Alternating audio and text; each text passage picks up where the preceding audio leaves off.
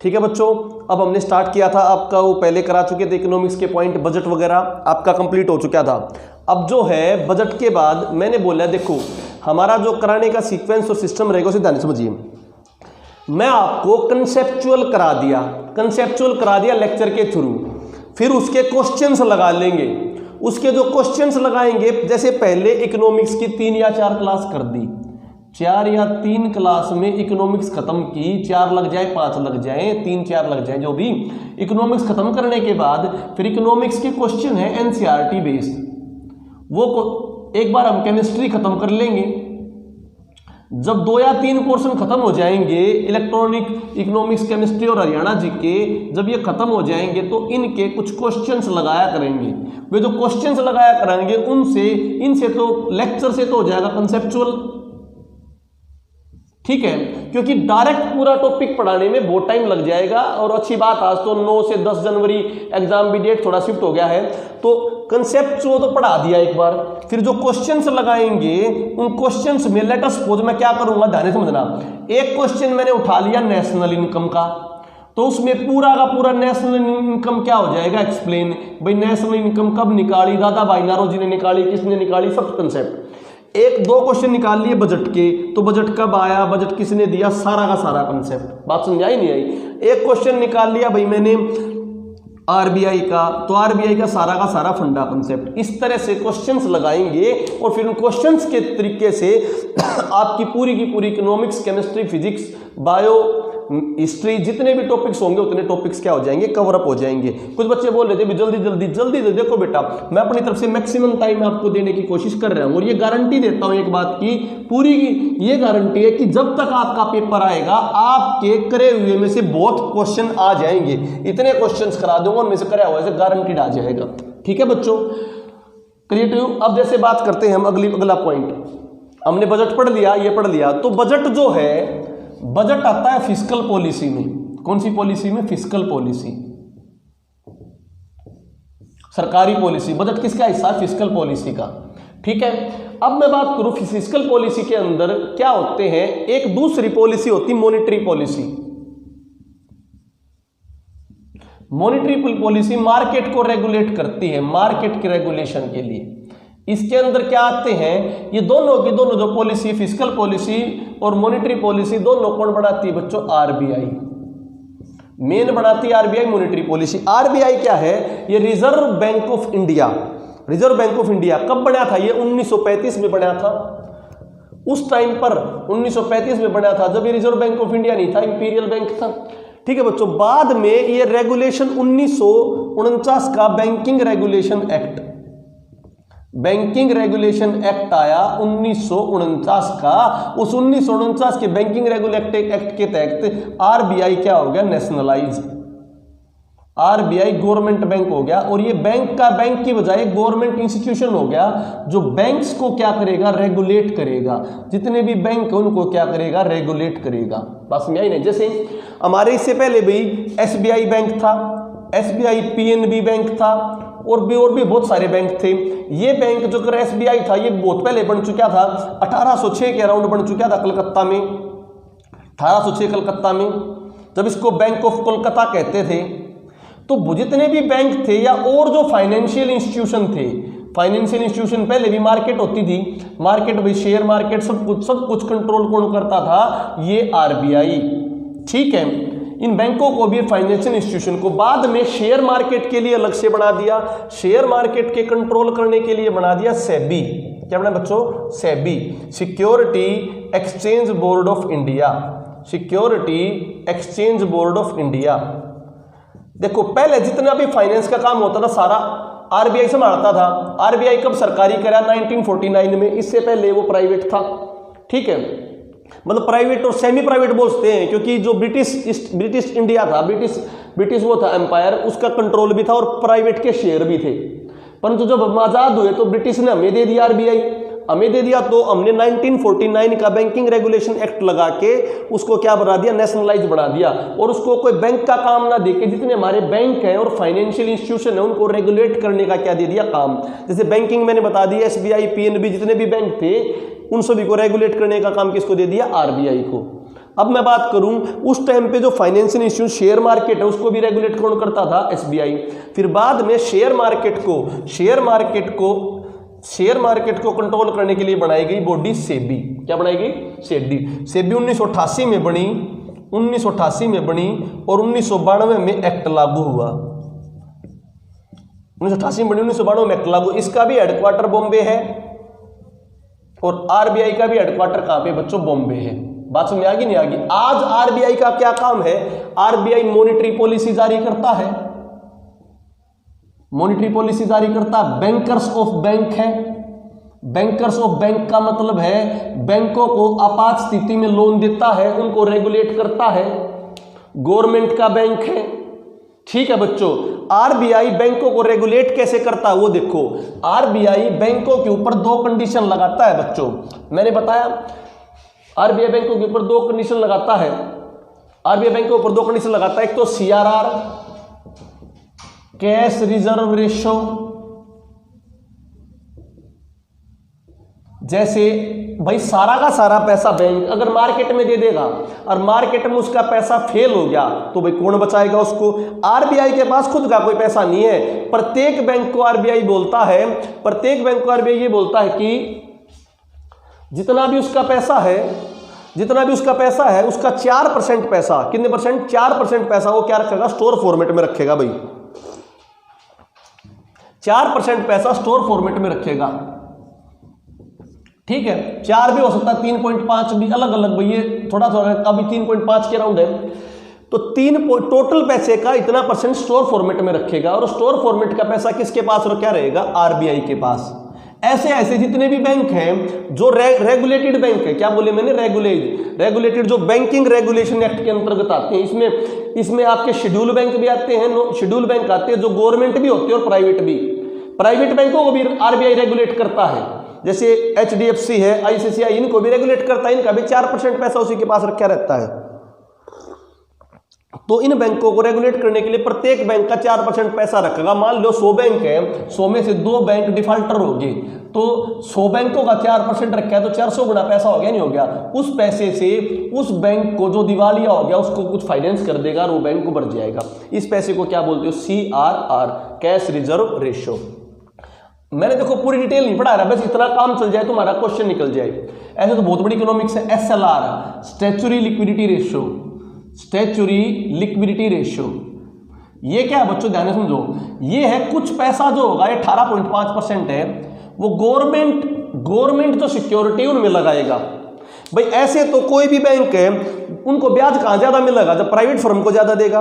Government project में लगाएगा तो कम पैसा मिलेगा। तो सारे के सारे बैंक से वो प्राइवेट है जो सरकारी है वो सारे किस में लगा देंगे? प्राइवेट बंदों को लोन दे देंगे। इसीलिए सरकार ने प्रोविजन बनाया है कि कुछ पैसा वो गवर्नमेंट प्रोजेक्ट में लगाएगा। तो गवर्नमेंट फंडेड जो प्रोजेक्ट होंगे, गवर्नमेंट सिक्योरिटी जो होंगी, गवर्नमेंट सिक्योरिटी जिनको जी सिक्योरिटी बोलते हैं, जी सिक्योरिटी, ठीक है, गवर्नमेंट सिक्योरिटियों में लगाएगा भाई। ये 18 इसको बोलते हैं स्टैच्यूटरी लिक्विडिटी रेशियो। ये पैसा भी इन्वेस्ट होता है। इन दो तरीकों से आरबीआई क्या करेगा? उनको कंट्रोल करेगा। ठीक है बच्चों, ये है लॉन्ग टर्म ऑपरेशन। ये दोनों के दोनों मॉनेटरी पॉलिसी की लॉन्ग टर्म ऑपरेशन। ये कोई ऐसे नहीं फ्लक्चुएट होते हैं। ये अगर फ्लक्चुएट होंगे तो बड़ा अफेक्ट होगा। ये अगर फ्लक्चुएट होंगे तो क्या होगा? बड़ा अफेक्ट होगा। ठीक है बच्चों, अब मैं बताता हूं मॉनेटरी पॉलिसी के कुछ short term monetary policy tool. Short term monetary policy tool में आती है आपके repo rate, reverse repo rate, ध्यान से समझो, repo rate, reverse repo rate,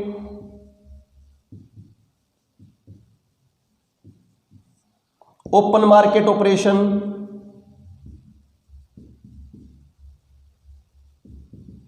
bank rate.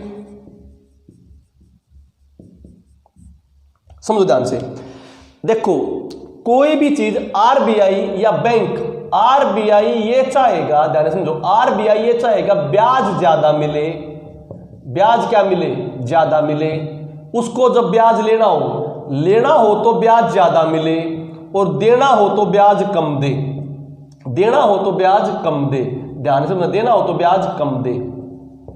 लेना हो तो ब्याज ज्यादा ले और देना हो तो ब्याज कम दे, क्योंकि आरबीआई के पास खुद का पैसा नहीं होता। तो समझो, अब मैं एक बात बोलता हूं, repo rate reverse repo rate से ज्यादा होता है, रेपो रेट बड़ा होता है, रिवर्स रेपो रेट छोटा होता है, तो ऑटोमेटिकली बात समझ में आ जाएगी। मैंने बोला तो बताओ रेपो रेट ज्यादा होता है तो रेपो रेट क्या होगा, आरबीआई बैंक को जिस रेट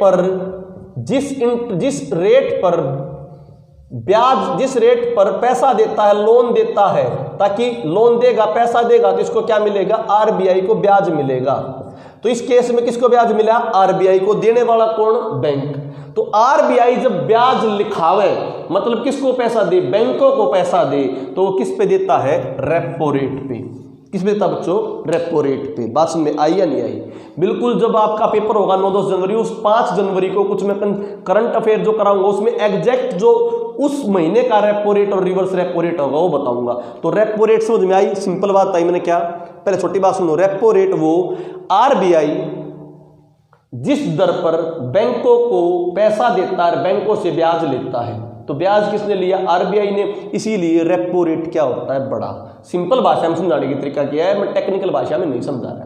टेक्निकल में इसकी डेफिनेशन कुछ भी हो, तुम्हारा क्वेश्चन सोल्व होना चाहिए। क्या, आरबीआई जिस दर पे बैंकों को लोन देता है, मींस आरबीआई जिस दर से ब्याज लेता है उसे क्या बोलते हैं, रेपो रेट। उल्टा करो, आरबीआई जिस दर पर ब्याज देता है, आरबीआई जिस दर पर ब्याज देता है तो ब्याज कौन लेगा, बैंक लेगा। बैंक जिस दर पर ब्याज लेता है, दोनों तरह की डेफिनेशन होगी। देखो, आरबीआई ब्याज लेता है तो बैंक ब्याज देता है। इसमें क्या होगा, बैंक ब्याज लेता है, आरबीआई ब्याज देता है। जब आरबीआई ब्याज ज्यादा लेगा तो ज्यादा लेगा तो रेपो रेट, और भाई आरबीआई ब्याज कम देगा तो रिवर्स रेपो रेट। जब लेने की कंडीशन में आरबीआई ज्यादा लिया, देने की कंडीशन में क्या करा, कम करा। इतनी कंडीशन में आ गई, रेपो रेट और रिवर्स रेपो रेट। अगर ये तो छोटे 2 महीने के लिए 3 महीने के लिए चेंज होते रहते हैं, परंतु लंबे टाइम के लिए बैंक आरबीआई से जो पैसा लेता, लंबे टाइम के लिए बैंक आरबीआई से जो पैसा लेता है लंबे टाइम के लिए, उसके लिए होता है बैंक रेट। क्या होता है बच्चों, बैंक रेट। तो बैंक रेट तो रेपो रेट से भी ज्यादा होता है। किससे भी ज्यादा होता है, बैंक रेट रेपो रेट से भी ज्यादा। इस इक्वेशन को याद रख लो, कभी मार नहीं खाओगी। Bank rate, repo rate, reverse repo rate बना लो। सबसे ज्यादा कौन होगा, बैंक रेट। तो लंबे टाइम के लिए आरबीआई बैंक को पैसा दे, तो लंबे टाइम के लिए आरबीआई को बैंक से ज्यादा ब्याज मिलेगा। क्या मिलेगा, ज्यादा ब्याज मिलेगा। अब उल्टी दूसरी बात करूं, आरबीआई बैंक को पैसे दे और ब्याज ले छोटे टाइम के लिए, ठीक है बच्चों, तो repo rate. RBI bank RBI को पैसे दे, उल्टा बैंक आरबीआई को पैसे दे, मींस अब की बार ब्याज किसने दिया, आरबीआई ने ब्याज दिया। वो कौन सा, रिवर्स रेपो रेट। बात समझ आएगी नहीं आएगी, क्लियर टू यू। अब एक फंडा समझाता हूं, ध्यान से क्वेश्चन को समझना, अपना दिमाग लगाना। मैं बोलता हूं जब मार्केट में महंगाई तब होगी, ध्यान सुनो, महंगाई तब होगी जब मार्केट में पैसा होगा। महंगाई तब होगी जब मार्केट में पैसा होगा। और जब महंगाई होगी, दूसरी बात और बोल रहा हूं, जब महंगाई होगी तब आपकी ग्रोथ होगी। 2 बातें सुन लो ध्यान से। जब ग्रोथ होगी तो महंगाई होगी, ग्रोथ होगी तो महंगाई होगी तो इकोनॉमिक ग्रोथ होगी। दोनों एक दूसरे के पूरक। मैंने बताया महंगाई तब होगी जब मार्केट में पैसा होगा। मार्केट में पैसा तब होगा जब बैंकों के पास पैसा होगा। बैंकों के पास पैसा होगा। इक्वेशन सुनना की क्या बोला मैं, ग्रोथ जब होगी जब महंगाई होगी, महंगाई जब होगी जब मार्केट में पैसा होगा। मार्केट में पैसे का मतलब बैंक का पैसा होगा, मतलब आदमियों के पास पैसा होगा, आदमियों के पास पैसा होगा। ध्यान तो समझ लो, हमने महंगाई कंट्रोल करनी है। क्या कंट्रोल करनी है, महंगाई कंट्रोल करनी है। तो सिंपल सी इक्वेशन बनाई, महंगाई जब कंट्रोल होगी जब मार्केट्स में पैसा ना रहे। मार्केट में पैसा कब नहीं रहेगा? जब बैंकों के पास पैसा ना रहे। तो बैंकों के पास पैसा कब नहीं रहेगा? ध्यान से समझो, बैंकों के पास पैसा तब नहीं रहेगा जब बैंकों को फायदा होगा। जब बैंकों को क्या होगा? फायदा। बैंकों को फायदा कब होए? जब ब्याज दें या ब्याज लें। बताओ बैंकों का फायदा हो। देखो दोबारा समझो, महंगाई कंट्रोल करनी है तो महंगाई कंट्रोल तब होगी जब महंगाई कंट्रोल तब होगी जब मार्केट में पैसा नहीं रहेगा। मार्केट में पैसा कब नहीं रहेगा? जब बैंकों में पैसा नहीं रहेगा। बैंकों में पैसा कब नहीं रहेगा? जब आदमियों के पास पैसा नहीं रहेगा। मीन्स इस पैसे को मार्केट से उठा लो, इस पैसे को मार्केट से उठा लो तो महंगाई क्या हो जाएगी? कंट्रोल। बात समझ आई या नहीं आई? अब इस पैसे को उठाए कौन गा? आरबीआई। कौन उठाएगा पैसे को? आरबीआई। बात समझ आई नहीं आई? मीन्स आरबीआई पैसा उठा ले। आरबीआई क्या उठा ले? पैसा उठा ले। तो पैसा अगर आरबीआई उठाओगा तो ब्याज किसको देना होगा? आरबीआई को। आरबीआई को ब्याज देना होगा अगर पैसा उठाना है। तो आरबीआई ब्याज कौन से उस पे देता है? रिवर्स रेपो रेट पे। किस पे देता है? लेता तो रेपो रेट पे है, देता रिवर्स रेपो रेट पे। Means RBI reverse repo rate को बढ़ा दे। रिवर्स रेपो रेट मान लो 5 है तो 5 से कर दिया 6 कर दिया। तो पहले बैंकों को 5% मिल रहा था, अब बैंकों को 6% मिलेगा। तो बैंक जो है उनका जो पैसा, आदमियों का पैसा है, मार्केट का पैसा बैंक ले आएंगे। क्यों? क्योंकि बैंक को 5 की बजाय कितना मिल गया? 6। बैंक को 5 की बजाय 6 दे दिया आरबीआई ने कि मैं तुम्हें 6% ब्याज दूंगा तो सारा पैसा दे दे। तो बैंक जो है मार्केट में और आदमियों से पैसा उठा लेंगे और किसको दे देंगे? आरबीआई को। आरबीआई को पैसा देते हैं, सारा पैसा हट जाएगा और महंगाई क्या हो जाएगी? कंट्रोल। बात समझ आई? तो महंगाई कंट्रोल करने के लिए रिवर्स रेपो रेट बढ़ा देते हैं। क्या बोला मैंने? रिवर्स रेपो रेट बढ़ा देते हैं। Clear to your note? Clear बच्चों? कोई डाउट भाई? ठीक है, ताकि आरबीआई क्या दे देगा? ज्यादा ब्याज दे देगा। अब मैंने बताया मार्केट में मंदी आ रही है, मार्केट में मंदी आ रही है। मंदी आ रही है तो क्या होगी? ग्रोथ करनी है। ग्रोथ करनी है तो मार्केट में क्या देना पड़ेगा? पैसा देना पड़ेगा। मार्केट में पैसा कब देना पड़ेगा? जब बैंकों को पैसा देना पड़ेगा। बैंक कब पैसा लेंगे? बैंकों को पैसा देना पड़ेगा। बैंक जब पैसा लेंगे जब आरबीआई को ब्याज कम देना पड़े। आरबीआई को ब्याज कम देना पड़े। आरबीआई जो ब्याज लेता है वो रेपो रेट है, तो आरबीआई रेपो रेट कम कर देगी। तो सिंपल सी लाइन बन गई, एक वर्ड में लिख दो, जब देश में मंदी को दूर करना है, किसको दूर करना है? मंदी को दूर करना है तो मार्केट में पैसा आना चाहिए। कोरोना टाइम में मंदी आ रही है तो मार्केट में पैसा नहीं है, तो हमें मार्केट में पैसा लेके आने के लिए, मंदी को दूर करने के लिए आरबीआई रेपो रेट कम कर देगी। रेपो रेट कम करने से मान लो आरबीआई 6% ब्याज ली थी, उन्हें कम करके 5% ले लेगी, तो बैंक आरबीआई से ज्यादा पैसा ले लेगा। बैंकों के पास पैसा आ जाएगा तो मार्केट में पैसा आ जाएगा, मार्केट में पैसा आ जाएगा तो आदमियों के पास पैसा आ जाएगा। आदमियों के पास पैसे को बोलते हो लिक्विड मनी। क्या बोलते हो बच्चों? Liquid money. बात समझ में आई या नहीं आई? तो एक लाइन लिख लो थोड़ी देर में, कि लाइन लिखो, महंगाई को कंट्रोल करने के लिए आरबीआई रिवर्स रेपो रेट बढ़ा देती है। महंगाई को कंट्रोल करने के लिए आरबीआई रिवर्स रेपो रेट बढ़ा देती है। दूसरी बात, या पहली बात होगी, दूसरी बात, मंदी को दूर करने के लिए आरबीआई रेपो रेट घटा देती है। Clear to you? ये आपके पॉइंट थे, रेपो रेट और रेपो रेट। अब आ जाओ ध्यान से भैया। तो रेपो रेट भाई रातों रात कम करना है, रातों रात महंगाई कंट्रोल करनी है भाई, रातों रात कुछ करना है तो आरबीआई क्या करेगी? आरबीआई सिलेक्टेड जो बॉडीज हैं उनको परमिशन दे देगी मार्केट से पैसा उठाने की। सबको दे नहीं सकती, पर सिलेक्टेड बॉडी है, बड़ी बड़ी फाइनेंशियल इंस्टीट्यूशन है, उनको क्या दे देगी? उनको भाई परमिशन दे देगी पैसा उठाने की। तो वो चलाएंगे ओपन मार्केट ऑपरेशन। क्या चलाएंगे? Open market operation. महंगाई एकदम से कंट्रोल करनी है बच्चों, ओपन मार्केट ऑपरेशन। एकदम से महंगाई कंट्रोल करनी तो सारा बैंक नहीं उठा सकते, सारा आरबीआई नहीं कर सकती।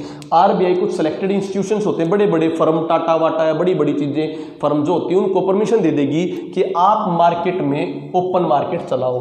ओपन मार्केट चलाने का मतलब ये है, कोई भी बंदा, वो जो इंस्टीट्यूशंस हैं, वो इंस्टीट्यूशंस जो हैं छोटे छोटे इंस्टीट्यूशन से पैसा उठा लेंगे, छोटी मंडियों से, मार्केट से पैसा उठा लेंगे और उनको ब्याज क्या दे देंगे, ज़्यादा दे देंगे। ज़्यादा ब्याज दिया तो सारा पैसा बड़े इंस्टीट्यूशन के पास आ जाएगा। बड़े इंस्टीट्यूशन से कौन ले लेगी, आरबीआई।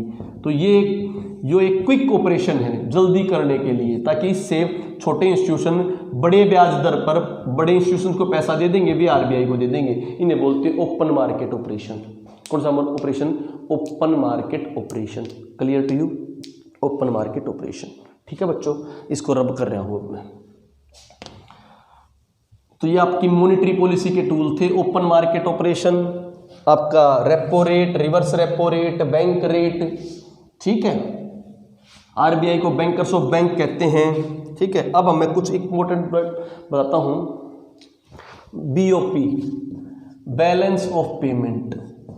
देखो बेटे, एक तो बजट था, बजट तो हम अपना नॉर्मल करते, एक होता है balance of payment. Balance of payment जो होता है आपका बाहर की व्यापार को कंट्रोल करने के लिए, व्यापार को कंट्रोल करने के लिए। इसमें मेजर देखते हैं एक्सपोर्ट इंपोर्ट। क्या देखते हैं बच्चों, एक्सपोर्ट इंपोर्ट। एक्सपोर्ट में current account, capital account. Current account, capital account. Current account में क्या होता है आपका, एक्सपोर्ट और इंपोर्ट। और कैपिटल अकाउंट में जो पूंजी है, पूंजी मतलब लेबर भी हो गया, लेबर भी एक पूंजी है। कहीं पर बाहर आपने कंपनी खोली, वो भी एक पूंजी है। तो कैपिटल तो कैपिटल होगी। करंट अकाउंट में क्या आता है, एक्सपोर्ट और इंपोर्ट। बात समझ आती नहीं। अपना बीओपी, अपना बैलेंस ऑफ पेमेंट हमेशा नेगेटिव रहता है, क्योंकि अपने यहां पर 1 मिनट इंक फिल कर लेता हूं, 1 मिनट के लिए।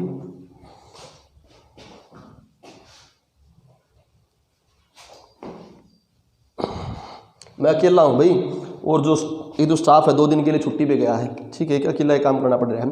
तो मैंने बात बताई, बीओपी, बैलेंस ऑफ पेमेंट अपना क्या रहता है, बैलेंस ऑफ पेमेंट अपना नेगेटिव रहता है बच्चों।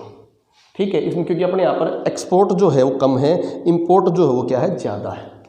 बात समझ आ गई नहीं आ गई। ठीक है बच्चों, बीओपी, इससे भी क्वेश्चन आता है। और जो मैंने बताई जो डिटेल है, फैक्चुअल जो डिटेल है, वो सारी क्वेश्चंस के थ्रू करते रहेंगे हम।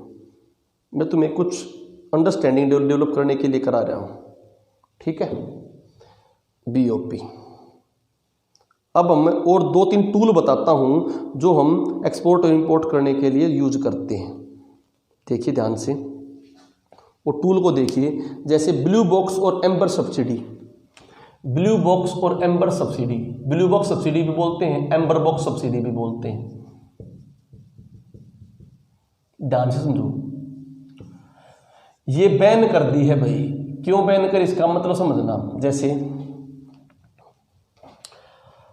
भाई मैं एक बात करूं, अपने यहाँ गेहूं है, अपने यहाँ गेहूं मान लो 2,500 रुपये का बिक रहा है, तो गेहूं पर खर्चा आ गया 1,500 रुपये। कितना खर्चा आ गया, 1,500 रुपये आ गया गेहूं पर, 1,500 रुपये खर्चा, और 1,000 रुपये किसान ने बच्चे। अब मैं बात करूं, ये तो अपने किसान के 1,500 आ गए। अमेरिका की बात करूं, किसकी बात करूं, अमेरिका की बात करूं। अमेरिका में अमेरिका का भी खर्चा है भाई 2,000 का। अमेरिका में 2,000 रुपये गेहूं बिक रहा है। अपने यहाँ 2,500, अमेरिका अपने यहाँ 2,000 का बेच रहे हैं, हम बेच रहे हैं 2,500 का। और अमेरिका का खर्चा आता है 1,500, परंतु वो 1,500 खर्चा वहाँ का सरकार उठाती है। वहाँ क्या उठाती है, सरकार। तो वहाँ के किसान को तो 2 के 2 फ्री के फ्री बच्चे नहीं बच्चे, और अपने किसान को कितने बच्चे, 1,000। कितने बच्चे, 1,000। तो इसीलिए अपने किसानों को वहाँ का अनाज ना लेना पड़े, इसलिए जो वहाँ के जो अमेरिका जैसे देश हैं, अपने किसान को बाहर एक्सपोर्ट करने के लिए ज़्यादा से ज़्यादा सामान एक्सपोर्ट करें कम रेट पर।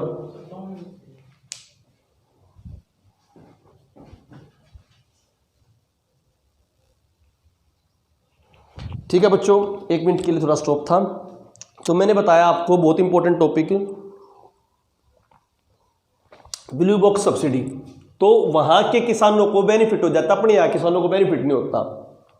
तो इसीलिए जो प्रोटेक्शन अमेरिका ने दी है, उनको ब्लू बॉक्स सब्सिडी के खिलाफ हम क्या कर देंगे, हमारे यहाँ पर उनके टैक्स ज़्यादा लगा देंगे। तो ब्लू बॉक्स सब्सिडी होती किसी चीज़ को अपना एक्सपोर्ट बढ़ाने के लिए, कोई भी गवर्नमेंट जो किसानों को या किसी को क्या देती है, सब्सिडी के फॉर्मेट में पैसे दे देती है, उसे बोलते हैं ब्लू बॉक्स सब्सिडी। एक होता बटा green box. Green box subsidy होता है इन्वायरमेंट पर्पज के लिए, भाई इको फ्रेंडली प्रोडक्ट अपनाओगे, जैसे होता ना भाई तुम भाई जो सिंचाई का है फव्वारा सिंचाई लोगे तो फव्वारा सिंचाई में 80% क्या देती है सब्सिडी। इसी प्रकार इको फ्रेंडली इन्वायरमेंट फ्रेंडली जो जैविक खेती करोगे तो उस खेती के टाइम पर सारा कौन सरकार वह होगी खर्च, उसे क्या बोलते हैं ग्रीन बॉक्स सब्सिडी।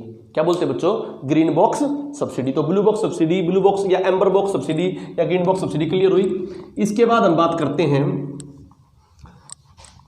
दो और है एंटी डंपिंग ड्यूटी और counter valuing duty. Anti dumping duty और काउंटर वैल्यूइंग ड्यूटी। दाने समझना, एंटी डंप मैंने सामान फेंक दिया, ज्यादा सामान, जैसे मैं बात करूं मोमबत्ती अपने आप पर 5 रुपए की आती भाई, और चाइना वाले मोमबत्ती को 1 रुपए की बना ले हैं, अपने 1 रुपए के हिसाब से बना ले हैं। तो चाइना वाले तो अपने यहाँ 3 रुपए की भी मोमबत्ती बेचेंगे, तो लोग मोमबत्ती भारत की लेंगे या चाइना की लेंगे। ऐसे खिलौने लगा लो, अपने यहाँ खिलौना बनाया 20 रुपए का, चाइना वालों ने खिलौना बना दिया 10 रुपए का, ठीक है। अब 10 के ऊपर 2 रुपए टैक्स लगा दिया, 12 का हो गया। तो बताओ आदमी को ये मैटर करेगा ये भारत का खिलौना है या चाइना का खिलौना, या खिलौना मैटर करेगा। तो कौन सा खिलौना खरीदेगा भाई, चाइना वाला वो 12 रुपए का हो, भारत वाला 20 का हो है। ऐसे मोमबत्ती किसकी खरीदेगा, चाइना की, भारत की 5 की आओ है। तो क्योंकि उन देशों में वहां का प्रोडक्ट सस्ता है, तो वो मास में अपने यहाँ पर प्रोडक्ट डंप कर देते हैं, ज्यादा प्रोडक्ट डाल देते हैं। तो ऐसा प्रोडक्ट जो किसी देश में सस्ता हो और अपने देश में प्रोडक्ट क्या हो, महंगा हो, तो उस डंप किए हुए प्रोडक्ट के खिलाफ हम ड्यूटी लगा देते हैं, उसे बोलते हैं एंटी डंपिंग ड्यूटी। इसके ऊपर हम क्या करेंगे, 100% ड्यूटी लगा देंगे। 100% ड्यूटी लगा देंगे तो कितने का हो जाएगा, ये 20 का, और अपने तो घटा देंगे 18 का, फिर किसका सामान लेगा, कोई भारत का। तो इसके खिलाफ WHO में, किसे बच्चों, WHO में विवाद चल रहा है। तो WHO बोल रहा हूं, WTO में, वर्ल्ड ट्रेड ऑर्गेनाइजेशन में, किसमें, वर्ल्ड ट्रेड ऑर्गेनाइजेशन में विवाद चल रहा है कि इन ड्यूटियों को हटाया जाए। भाई भारत चाहता है एंटी डंपिंग ड्यूटी रहे ताकि उसका जो प्रोडक्ट है वो बिक्स के, और वर्ल्ड चाहता है भाई फेयर मार्केट हो, हमारा सामान सस्ता है तो बिकने में तुम्हें परेशानी क्या है। तो एंटी डंपिंग ड्यूटी। ऐसे काउंटर वैल्यूइंग ड्यूटी होती है, किसी वैल्यू को काउंट करने के लिए, भाई काउंटर करनी है, कहीं का बाहर का सामान 30 का बिक रहा है, अपना सामान 40 का बिक रहा है, अपना सामान 40 का, तो बाहर वाले सामान पर ज्यादा ड्यूटी लगा देते हैं ताकि वो भी 40 से क्या हो जाए, ऊपर हो जाए। हम अमेरिका और चाइना के सामानों पे ड्यूटी लगा रहे हैं, तो अमेरिका और चाइना भारत के क्या हो रहे हैं, खिलाफ हो रहे हैं, भारत के खिलाफ हो रहे हैं कि इतनी ज्यादा ड्यूटी क्यों लगाते हो, ड्यूटियों को क्या करो, कम करो। और भारत क्यों लगाता था कि भारत का सामान बिके। ठीक है बच्चों, ये किसी अमाउंट की वैल्यू काउंटर करने की ड्यूटी लगाते हैं, counter value anti dumping dump किए सामान के खिलाफ जो लगाते हैं। ये कई बार पेपर में आते हैं, डंपिंग एंटी डंपिंग। अब मैं बताता हूँ WTO का। भाई WTO क्या, वर्ल्ड ट्रेड ऑर्गेनाइजेशन। भाई वर्ल्ड ट्रेड ऑर्गेनाइजेशन, भाई ये जिनेवा कॉन्फ्रेंस के थ्रू बना। भाई कौन सी कॉन्फ्रेंस, जिनेवा कॉन्फ्रेंस। कब हुई जिनेवा कॉन्फ्रेंस, ये जिनेवा कॉन्फ्रेंस हुई बच्चों 1994 में, और ये कब बना, फिर इस कॉन्फ्रेंस के बाद बना 1995 में। इससे पहले ये ट्रिप्स और गाट था, GATT general agreement trade and tariff. पहले क्या था, general agreement trade and tariff. बाद में जिनेवा कॉन्फ्रेंस हुआ, फिर ये जिनेवा कॉन्फ्रेंस होने 1994 में, उसके बाद क्या बना WTO 1995 में। ठीक है, हेडक्वार्टर का स्विट्जरलैंड। भाई ठीक है बच्चों, अब मैं बात करता हूं वर्ल्ड ट्रेड ऑर्गेनाइजेशन। अब एक इंपॉर्टेंट पॉइंट और सुनो ध्यान से कि ये WTO है, एक IMF है, इंटरनेशनल मॉनिटरी फंड। इनकी डिटेल बताऊंगा, फैक्चुअल भी वो तेज लिखवाऊंगा। इंटरनेशनल मॉनिटरी फंड, अभी कंसेप्ट करा रहा हूं स्केल। वर्ल्ड बैंक का नाम है IBRD, इंटरनेशनल बैंक कई बार आती है, international bank for reconstruction and development. इसकी 2-3 ब्रांच होती, मेन ब्रांच ये है, international bank for reconstruction and development. World bank जो होता है, मतलब समझो, वर्ल्ड बैंक जो होता है देशों को गरीब और थोड़े बहुत मॉडरेट देशों को क्या करता है, कंस्ट्रक्शन एक्टिविटी के लिए और डेवलपमेंट एक्टिविटी के लिए पैसा देता है। जैसे मैं बात करूं सर्व शिक्षा अभियान, क्या बोला मैंने, सर्व शिक्षा अभियान या कोई भी अभियान है उनसे रिगार्डिंग कौन पैसा देगा, वर्ल्ड बैंक। कौन देगा, वर्ल्ड बैंक। हेल्थ से रिगार्डिंग पैसा कौन देगा, world health organization, world health organization. और जो भाई रिकंस्ट्रक्शन और डेवलपमेंट के लिए देगा वो कौन देगा, वर्ल्ड बैंक। वर्ल्ड बैंक और आईएमएफ कब बने थे, 1945 में बने थे। क्यों बने थे बच्चों, ये इसलिए बने थे जब द्वितीय विश्व युद्ध हुआ था तो पूरा वर्ल्ड तहस नहस हो गया था, तो यूरोपियन कंट्री को दोबारा रिकंस्ट्रक्ट करने के लिए और उनकी डेवलपमेंट देने के लिए वर्ल्ड बैंक बनाया गया। ये दोनों संस्थाएं, तीनों संस्थाएं किसके अंडर है भाई, ये यूनाइटेड नेशन, किसके अंदर, यूनाइटेड नेशन से, ताकि उनको क्या कराया जाए, उनको कंस्ट्रक्शन और डेवलपमेंट के लिए पैसा दिया जाए। क्लियर बच्चों। आईएमएफ था इंटरनेशनल मॉनिटरी फंड, ये अंतरराष्ट्रीय मुद्रा कोष, अंतरराष्ट्रीय मुद्रा कोष, इसका और इसका दोनों का रिलेशन जो बच्चों, इसका रिलेशन है कोई भी वर्ल्ड में मंदी आ जाए, मार्केट फेल हो जाए, मंदी हो जाए, तो उसको उभारने के लिए जो लोन देता है, वो कौन है बच्चों, international monetary fund. International monetary fund जो लोन देगा वो कंडीशन के हिसाब से देगा भाई। जैसे 1990 में जब अपनी मार्केट फेल हुई थी, तो उसको सुधारने के लिए हमने किससे लोन लिया, मार्केट फेल, तो आईएमएफ, अंतरराष्ट्रीय मुद्रा कोष, और बदले में क्या रखा था, सोना गिरवी रखा था। बात समझ में आई नहीं आई। तो मार्केट को उभारने के लिए लोन कौन देगा, अंतरराष्ट्रीय मुद्रा कोष, इंटरनेशनल मॉनिटरी फंड। और भाई रिकंस्ट्रक्शन और डेवलपमेंट के लिए लोन कौन देगा, वर्ल्ड बैंक। तो वहां पर क्वेश्चन को देख लेना, उसी हिसाब से बता देना इसको लोन किसने दिया होगा। और दो देशों में विवाद होंगे भाई, ग्रीन बॉक्स सब्सिडी पे विवाद हो, ब्लू बॉक्स सब्सिडी पे विवाद हो, एंटी डंपिंग ड्यूटी पे विवाद हो, या भाई ट्रेड पे विवाद हो, भारत चाइना का युद्ध हो जाए और वो आपस में सामान ना दे, तो ऐसा नहीं कर सकते, क्योंकि दोनों के दोनों किसके मेंबर है, WTO के, वर्ल्ड ट्रेड ऑर्गेनाइजेशन के, तो उनको व्यापार करना ही होगा, उनकी गाइडलाइन फॉलो करनी होगी। तो देशों में ट्रेड के विवाद को कौन समझा होगा, वर्ल्ड ट्रेड ऑर्गेनाइजेशन। एक आईसीजे है, इंटरनेशनल कोर्ट ऑफ जस्टिस। दो देशों में जो विवाद होगा, जो कर भाई अपने यहाँ पर वो कोई कैदी हो जो पाकिस्तान में हो, तो उसके ऊपर फैसला करना हो, तो इंटरनेशनल कोर्ट ऑफ जस्टिस। ठीक है बच्चों, ये मैंने कुछ इंपॉर्टेंट पॉइंट आपको बताए। अब एक पॉइंट और इंपॉर्टेंट बताता हूं, जो ये आईएमएफ और जो ये है क्या नाम आपका, वर्ल्ड बैंक, इन दोनों में तो vote percentage on the basis share होता है, vote percentage on the basis of share, जिसका जितना ज्यादा पैसा उतनी ज्यादा वोट। मतलब भाई इनमें अमेरिका का पैसा ज्यादा है, अमेरिका के बाद जापान का, इंग्लैंड का पैसा ज्यादा है, तो शेयर भी किन का होगा, वोट का ज्यादा हो गया। तो मैं बोल सकता हूं ये अच्छी तरह फंक्शन नहीं करते वर्ल्ड बैंक और आईएमएफ, क्योंकि इनमें वोट क्या, वन नेशन वन वोट नहीं है, जिसका जितना ज्यादा पैसा उतने ज्यादा उसके क्या होंगे, वोट। और WTO में क्या है, वन वोट वन कंट्री, तो WTO क्या है, ज्यादा फेयर, और ये इतने ज्यादा फेयर नहीं, इनमें vote percentage on the basis of share. ठीक है बच्चों। और इनमें जो पैसा मिलता है, एक और पॉइंट आता है बहुत इंपॉर्टेंट, आईएमएफ और वर्ल्ड बैंक से जो पैसा मिलता है वो on the basis of SDR मिलता है, on the basis of SDR. SDR क्या है, special drawing right, SDR special drawing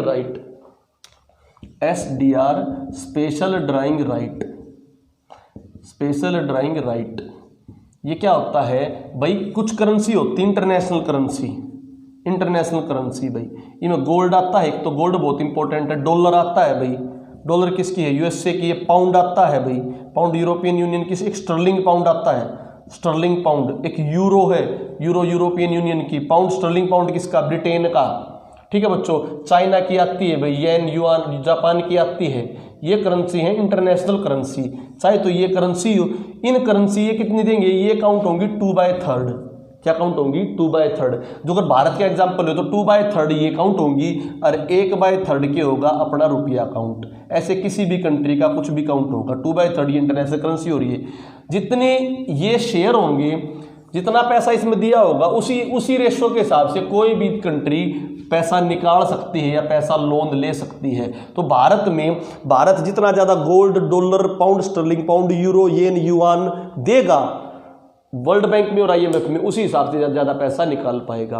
बात समझ में आएगी नहीं आएगी, इसको बोलते हैं special drawing right, international currency. ठीक है, 2/3 इसका काउंट होगा, 1/3 इसका काउंट होगा। अब मैं एक बात बताता हूं, एक्सपोर्ट और इंपोर्ट बढ़ाने के लिए बहुत इंपॉर्टेंट है इवैल्यूएशन और रिवैल्यूएशन। इवैल्यूएशन और रिवैल्यूएशन, एप्रिसिएशन और डेप्रिसिएशन।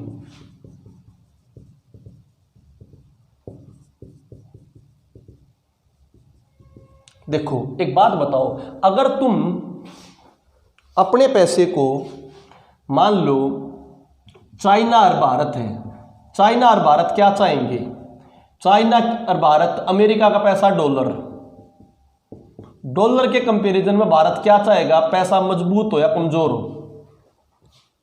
इसके लिए ध्यान से बात समझो, जो कंट्री एक्सपोर्ट ज्यादा करती है, जो कंट्री एक्सपोर्ट ज्यादा करती है वो चाहेगी उसका पैसा कमजोर हो, उसका पैसा कमजोर हो। कमजोर करने के लिए वो अपने पैसे को रिवैल्यूएशन कर लेगा, डिवैल्यूएशन कर लेगा, डिवैल्यूएशन कर लेगा, ये रिवैल्यूएशन, डिवैल्यूएशन करना, अपने पैसे को, पैसे की वैल्यू कम करना। क्यों? देखो चाइना जो है अपने पैसे ने कम कर लेगा, कम कर लेगा तो कम रेट में पैसा जाएगा तो सामान ज्यादा बिकेगा। इंडिया कैसी कंट्री है, एक्सपोर्ट करने वाली नहीं, इंडिया कैसी कंपनी है, इंपोर्ट करने वाली। इंपोर्ट करने वाली कंट्री चाहेगी उसका पैसे की वैल्यू बढ़े। चाइना डॉलर के कंपैरिजन में अपने पैसे को घटा रहा है ताकि कोई सामान खरीदना हो तो डॉलर में तो महंगा पड़ेगा और उसके पैसे में, करेंसी में क्या पड़ा, कम पड़ेगा। कम पैसे में हमेशा वो कंट्री, हर वो कंट्री, ध्यान रखना, जो एक्सपोर्ट ज्यादा करती है वो अपने पैसे की वैल्यू कम करती है, डिवैल्यूएशन। और हर वो कंट्री इंपोर्ट करती है वो अपने पैसे की वैल्यू बढ़ाती है, क्योंकि हमें डॉलर में देना है, हमें बाहर वालों को डॉलर में सामान लेना है। तो डॉलर के कंपैरिजन में जब हमारा रुपया मजबूत होगा तो हम ज्यादा सामान ले पाएंगे। क्या ले पाएंगे? ज्यादा सामान ले पाएंगे। अब हमें सामान बेचना हो, हम एक्सपोर्ट वाले होते तो अपने रुपये को कम कर लेते ताकि हमारा सामान ज्यादा बिके। अभी सिंपल इतना समझ लो, वैसे जो कंट्री एक्सपोर्ट ज्यादा करती है वो अपने पैसे को डिवैल्यूएशन करती है और डेप्रिसिएशन करती है, और जो कंट्री इंपोर्ट ज्यादा करती है, सामान ज्यादा लेती है, वो अपने पैसे को रिवैल्यूएशन करती है और क्या करती है, एप्रिशिएट करती है। ठीक है बच्चों, ये इकोनॉमिक्स की कुछ टर्म थी। अब हम इकोनॉमिक्स का कुछ फैक्चुअल डाटा कर लेते हैं ध्यान से। इकोनॉमिक्स का कुछ फैक्चुअल डाटा करते हैं ध्यान से। ठीक है बच्चों, फैक्चुअल डाटा इकोनॉमिक्स का, जैसे भाई नेशनल इनकम के फैक्चुअल डाटा करो। भाई नेशनल इनकम जो है, दादा भाई नारोजी ने नेशनल इनकम का एस्टिमेशन, राष्ट्रीय फैक्चुअल है, मैं जल्दी दी ये प्रिंट आउट भी दे दूंगा। फैक्चुअल इनकम में दादा भाई नारोजी ने सबसे पहले एस्टिमेशन किया था, दादा भाई नारोजी ने। कौन सी पुस्तक में? Drain of wealth. पुस्तक का नाम क्या बच्चों? Drain of wealth. Drain of wealth पुस्तक में किया था। ये पुस्तक का नाम है, सॉरी ये थ्योरी का नाम है, थ्योरी। कौन सा सिद्धांत? Drain of wealth. पुस्तक का नाम है poverty and un British rule in India. Poverty and British rule in India. British rule in India ये पुस्तक थी। इस पुस्तक में किस सिद्धांत का जिक्र है? ड्रेन ऑफ वेल्थ, धन का बहिर्गमन, धन का बहिर्गमन। और चैप्टर का नाम है public indebted to India. Public indebted to India, कि भारत की पब्लिक के ऊपर उधार। समझो दादा भाई नौरोजी थे अपने great grand old man of India, great grand old man of India, grand old man of India. समझो इन्होंने क्या करा था, इन्होंने बताई थी सालाना 20 रुपए। कितनी बच्चों? सालाना 20 रुपए प्रति व्यक्ति आए, प्रति व्यक्ति आए सालाना 20 रुपए। किस तरह बता, समझो इन्हें बताया कि ड्रेन ऑफ वेल्थ किस तरह से बच्चों, जस्ट ए मिनट। ठीक है बच्चों, तो मैंने बताया poverty and un British rule in India ये पुस्तक थी, धन का बहिर्गमन थ्योरी थी, और पब्लिक अनडेप्ट टू इंडिया ये चैप्टर का नाम था। 20 रुपए बताई थी सालाना आय एक व्यक्ति की। किसने? दादा भाई नौरोजी ने, जिसको great grand old man of India कहते हैं भाई। अब बात सुनो ध्यान से, इन्होंने क्या बताया था? इन्होंने ये बताया था भाई कि ब्रिटिश क्या कर रहे हैं, मान ले उन्होंने अपने यहां पर जींस डाल दी, अपने यहां पर कार ले आए, तो कार बनी किस तरह, लोहे ते बनी भाई, इस्पात ते बनी। अब वो अपने यहाँ का रॉ मटेरियल ले गए, रॉ मटेरियल जो 1000 रुपये का लेना था वो ले गए 100 रुपये का, और उसने रिफाइंड करके, उस रिफाइंड करके लिया है 2 लाख का बना दिया। तो इट मीन्स अपने यहाँ का पैसा ले गए और फिर अपने यहाँ पे 2 लाख रुपए देने के लिए नहीं थे, अपने बंदों को लोन दे दिया कि तुम लोन लेके इस सामान ने ले लो। तो अपने ही बनाए हुए सामान पर हमने लोन लेके क्या ले लिया, पैसा दिया। तो यहां पर वो हमारे ऊपर लोन चढ़ाते गए। जब तक ब्रिटिश रहे थे ना, उन्होंने कागजों में ये दिखाया था कि वो तो घाटे में चल रहे हैं। किस में चल रहे हैं? घाटे में, क्योंकि उन्होंने भारतीय सरकार के ऊपर, भारतीयों के ऊपर इतना ज्यादा लोन ले रखा है। बात समझाई नहीं आई। तो इस चोरी को बोला था ड्रेन ऑफ वेल्थ। कैसे? जो अगर जींस का एग्जांपल समझो, अपने यहाँ की कपड़ा, अपने आड़ा का सब कुछ उड़े, केवल फैक्ट्री लगा दी जींस की, अपना कपड़ा तो ले गए फ्री में, और वहां से जींस बना दे दी मोल लेने के लिए पैसे नहीं, मोल लेने के लिए पैसे नहीं, तो सरकार ने लोन दे दिया। लोन दे दिया तो हम उनका लोन चुकाने में लगे रहे, अपना ये सामान का हम लोन चुकाने में लगे रहे। इसको बोला था ड्रेन ऑफ वेल्थ, दादा भाई नौरोजी ने। ठीक है बच्चों, क्लियर बच्चों, ड्रेन ऑफ वेल्थ। इसके बाद पीसी महालनोबिस, पीसी महालनोबिस जो हमारे फर्स्ट प्लानर थे, पीसी महालनोबिस, जिनको प्लानिंग कमीशन का वो बोला जाता है हेड, जो अपने प्लानिंग कमीशन के हेड थे पीसी महालनोबिस, टेक्निकल पर्सन बोला जाता है। उनकी अध्यक्षता में 1949 में, उनकी अध्यक्षता में 1949 में नेशनल इनकम को एस्टिमेट करने की कमेटी बनाई गई। नेशनल इनकम को एस्टिमेट करने की क्या बनाएगी? कमेटी बनाएगी। किसकी अध्यक्षता में? पीसी महालनोबिस, पीसी महालनोबिस, जिन्होंने प्लान बनाया था। प्लान किसने बनाया था? हैवी इंडस्ट्री, भारी उद्योगों का प्लान। किसके टाइम पर? किसके टाइम पर? पंडित जवाहरलाल नेहरू के टाइम पर बनाया था। पंडित जवाहरलाल नेहरू के टाइम पर हैवी इंडस्ट्रियों का प्लान किसने? पीसी महालनोबिस ने, प्लानिंग कमीशन वाले ने। ठीक है बच्चों, जब इन्होंने 1949 में ये जो बनाई थी, इन्हीं की तर्ज पर फिर जो 2 इंस्टीट्यूशन बने थे, एनएसएसओ और सीएसओ। सीएसओ का मतलब है, इन्होंने बताया नेशनल इनकम एस्टिमेट करेंगे। सीएसओ का तो मतलब है central statistical organisation, central statistical organisation. राष्ट्रीय सांख्यिकीय आयोग, राष्ट्रीय सांख्यिकीय आयोग, राष्ट्रीय सांख्यिकीय आयोग। एक बना था NSSO, national sample survey of organisation, national sample survey organisation, organisation. ध्यान तो समझना भाई इस बात में। एनएसएसओ, सीएसएसओ। सीएसओ क्या करेगा? सारे के सारे डाटा कलेक्ट करेगा भाई, सारे डाटा। ये बनाया था, सीएसओ बनाया था आपका 1950 में। हेडक्वार्टर जो था, सॉरी, ये बनाया था 1951 में, सीएसओ 1951 में। ठीक है बच्चों, इसका हेडक्वार्टर दिल्ली। देश में किसी भी चीज का जो डाटा होगा, चाहे जनसंख्या का हो, क्या इस भी चीज का डाटा जो होगा, किसी प्रोडक्शन का डाटा हो, किसी भी चीज का डाटा होगा, वो सारा डाटा भाई किस पे आएगा? आपका सारा डाटा आएगा सीएसओ, सेंट्रल स्टैटिस्टिकल ऑर्गेनाइजेशन में। ठीक है बच्चों, ये काम देगा एनएसएसओ को। एनएसएसओ का काम क्या होगा बच्चों? एनएसएसओ एनालिसिस करेगा। देखो, एनएसएसओ केवल पॉवर्टी और अनएम्प्लॉयमेंट के लिए, पॉवर्टी और अनएम्प्लॉयमेंट। और सीएसओ नेशनल इनकम या कोई भी डाटा होगा वो कौन निकालेगा? सीएसओ। तो पॉवर्टी और अनएम्प्लॉयमेंट आ जाए तो नेशनल सैंपल सर्वे ऑर्गेनाइजेशन कब बना? 1950 में बना। हेडक्वार्टर कहां पर भाई इसका? इसका हेडक्वार्टर कलकत्ता। तो एनएसएसओ का हेडक्वार्टर पहले बना था कलकत्ता और सीएसओ का बना था नई दिल्ली। एनएसएसओ का केवल 2 काम, पॉवर्टी, गरीबी और बेरोजगारी। गरीबी बेरोजगारी के डाटे कौन देगा? एनएसएसओ। और सारे डाटे कौन देगा? सीएसओ। क्लियर भाई? सीएसओ कब बनाते हैं? सीएसओ डे बनाते हैं 29 जून को। 29 जून को क्यों बनाते हैं? क्योंकि इस दिन किसका बर्थडे था? PC Mahalanobis birthday, PC Mahalanobis birthday. ठीक है बच्चों, पीसी महालनोबिस बर्थडे। अब मैं बात करूं प्रति व्यक्ति आय की बात करूं तो प्रति व्यक्ति आय हमारे देश में फिलहाल सबसे ज्यादा गोवा की, प्रति व्यक्ति आय सबसे ज्यादा किसके? गोवा की। हरियाणा की बात करूं तो 5वें नंबर पे है। हरियाणा कौन से नंबर पे? 5th भाई। ठीक है, इस डाटा को रब कर रहा हूं भाई मैं अभी। CSO, NSSO.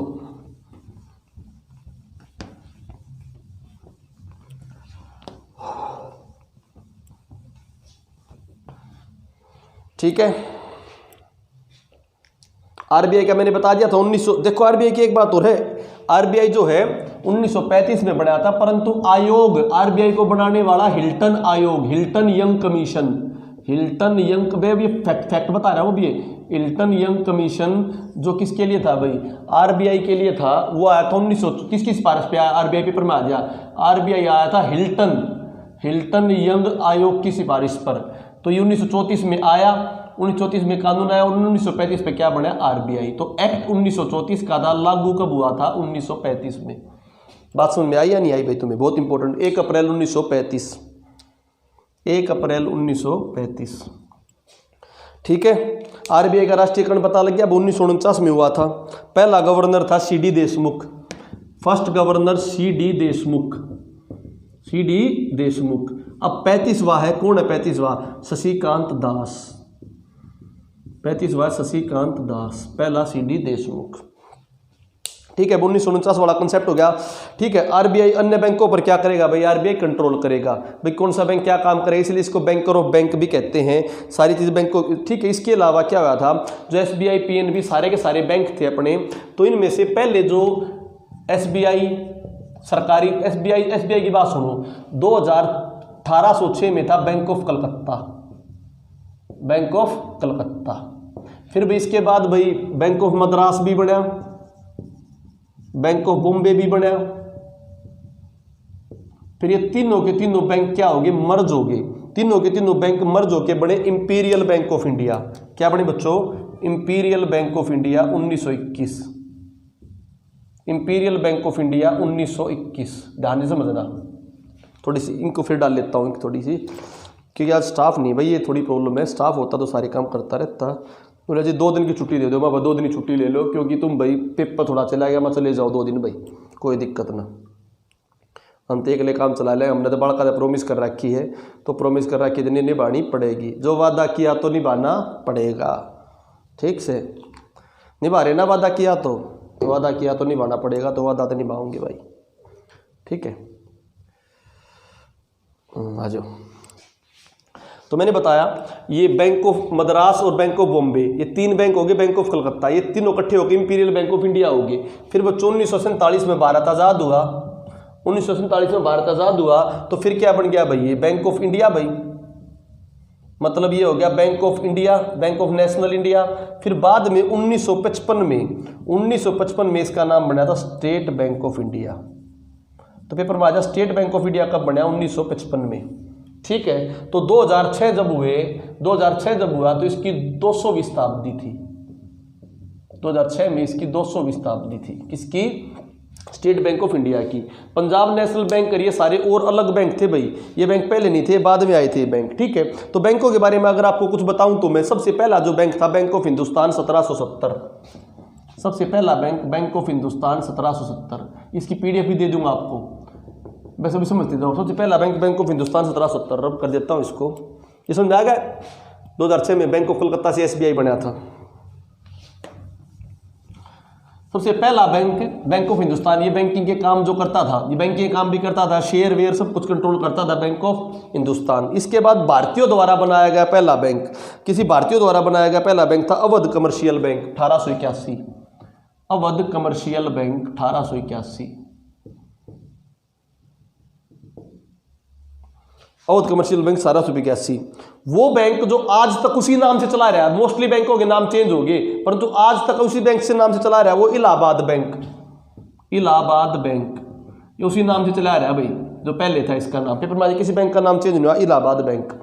अब मैं बात करूं वो पैसा, वो बैंक जिसमें सारा का सारा पैसा भारतीयों का लगा हुआ था, अंग्रेजों का पैसा नहीं था, सारा पैसा भारतीयों के उसके लगा हुआ था, वो PNB, Punjab national bank, Lala Lajpat Rai द्वारा, लाला लाजपत राय द्वारा।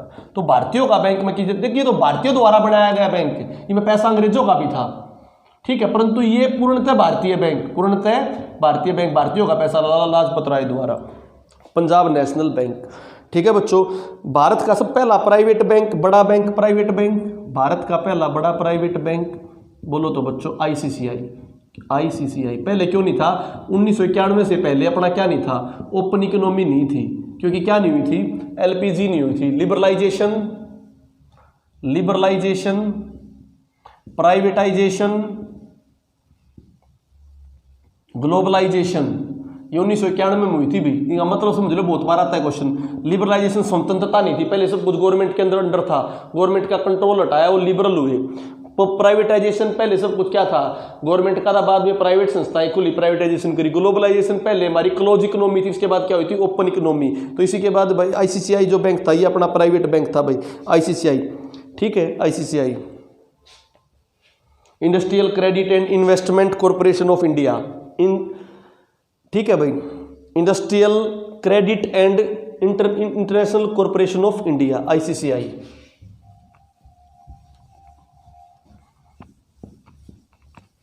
फिर जो मैंने बता दी भाई, फिर जो अपने बैंक थे, सबसे बड़ा बैंक एसबीआई के बड़ा सबसे बड़ा बैंक कौन सा आपका, पीएनबी है, ठीक है।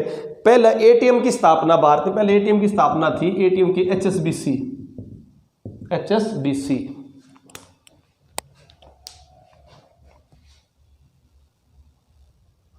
ठीक है बच्चों, बता दिया भाई। पहला एटीएम बैंक किसने स्टार्ट किया भाई, एचएसबीसी ने, ठीक है। पहली इंटरनेट बैंकिंग किसने स्टार्ट की, इंटरनेट बैंकिंग स्टार्ट की आईसीसीआई ने, इंटरनेट बैंकिंग स्टार्ट की आईसीसीआई ने, ठीक है। पहला क्रेडिट कार्ड किसने स्टार्ट किया था, सेंट्रल बैंक ऑफ इंडिया ने। क्रेडिट कार्ड बोलो तो central bank of India, central bank of India, ठीक है। जब हमारी आजादी के बाद सबसे पहले जो बैंकों का नेशनलाइजेशन हुआ था 1969 में, 1969 में हुआ था बैंकों का नेशनलाइजेशन भाई।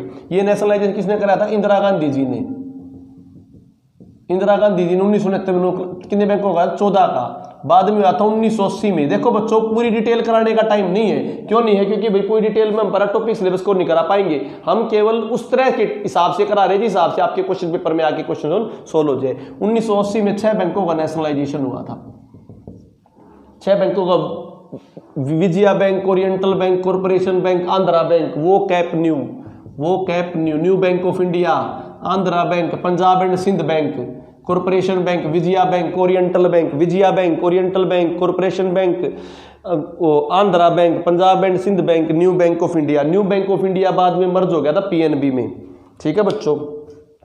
नई आर्थिक नीति मैंने बताया 1991 में आई थी। एसबीआई के कुछ साथी बैंक थे, 7 बैंक, जो State Bank of Patiala, State Bank of Bikaner and Jaipur, State Bank of Trivendrapur, State Bank of Patiala हो गया, त्रिवेंद्रपुर हो गया, बीकानेर एंड जयपुर हो गया, स्टेट बैंक ऑफ सौराष्ट्र, ऐसे बहुत सारे 5-7 बैंक थे। सारे के सारे बैंक अब मर्ज हो चुके हैं, 2017 तक ये सारे मर्ज हो चुके हैं भाई। 2017 तक क्या हो चुके हैं, सारे बैंक क्या हो चुके हैं, मर्ज हो चुके हैं। एसबीआई के अंतर्गत इनका विलय हो गया है। 2013 में महिला बैंक खुला था, 2013 में महिला बैंक, पहला महिला बैंक, वो पहला महिला बैंक भी और एसबीआई के जो साथी बैंक थे वे सारे मर्ज कब हो गए, 2017 में। Clear to you? Important point थे आपकी किससे रिगार्डिंग, बैंकिंग से रिगार्डिंग भाई। अगली मैं बात करूं, पहला यूनिवर्सल बैंक बोलो इंडिया का, तो आईसीसीआई है, जिसकी ब्रांच सब जगह फैली हुई है, ठीक है। अब मैं एक पॉइंट और बताता हूं टैक्स के बारे में, छोटा सा वो पॉइंट वहां पे छूट गया था, छोटा सा टैक्स के बारे में पॉइंट है, फैक्चुअल टाइप में है। टैक्स के सिस्टम बुझ लेते हैं कई बार भाई। टैक्स किस टाइप का है, प्रोग्रेसिव टैक्स, प्रगतिशील, नाम से ही पता लग जाएगा, प्रगतिशील। जितनी आय बढ़ाती जाओगे, जो कर मैं बात करूं भाई, मैंने बोला 5 लाख पे 5%, 10 लाख पे 10% या 8%, 15 लाख पे 10%, जैसे जैसे आय बढ़ेगी क्या बढ़ता जाए, टैक्स बढ़ता जाए, उस टैक्स को क्या बोलोगे, प्रोग्रेसिव टैक्स। क्या बोलोगे, progressive tax. Clear to you? Progressive tax. अब मैं इसके अलावा बात करूं रिग्रेसिव टैक्स, उल्टा बोलो रिग्रेसिव, ये तो प्रोग्रेसिव था, रिग्रेसिव। 5 लाख पे 5%, 10 लाख पे 3%, 20 लाख पे 2%। आय बढ़ने के साथ टैक्स घटता जाए, कौन सा हो जाएगा, रिग्रेसिव। ठीक है बच्चों। समानुपाती टैक्स, समानुपाती टैक्स क्या हो जाएगा, आय बढ़ने के हिसाब से रेशो बढ़ती जाएगी, रेशो वाइज हो, 5, 10, 20 रेशो के हिसाब से हो, इसमें रेशो के हिसाब से हो भी, रेशो की प्रोग्रेसिव होगा ना, प्रोग्रेसिव पर रेशो के हिसाब से, ठीक है। इस टाइप के क्या है भाई, टैक्स। ठीक है। अब मैं बात करता हूं, एक दो कर्व है उनके ऊपर भी क्वेश्चन आता है, कर्व है उनके ऊपर भी क्वेश्चन आता है। लॉरेंज करो, फिलिप्स करो, एंजल करो, लॉरेंज करो, फिलिप्स करो, एंजल करो, Lorentz curve, Phillips curve, Engel curve, Kuznets curve,